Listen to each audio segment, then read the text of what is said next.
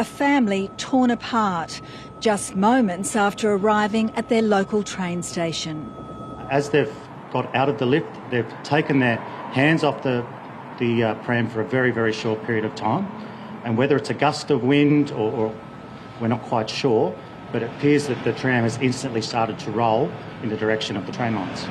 That oncoming train passing through Carlton station heading east.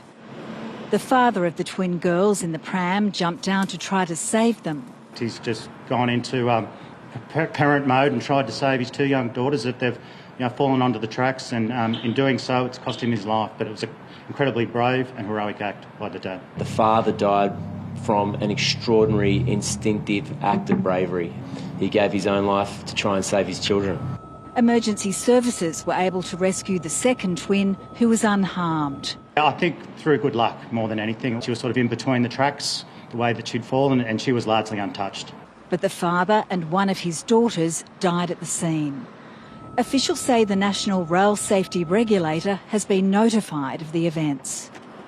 Authorities say that while the train would have been travelling through the station at a cautious speed, the investigation will examine security footage of the incident and look at any safety changes that are needed to prevent a similar tragedy from happening again.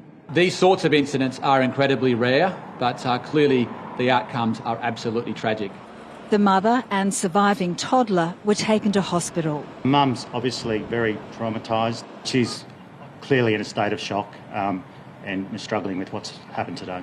A tragedy leaving a family without a father and a little girl. Jean Kennedy, ABC News, Sydney.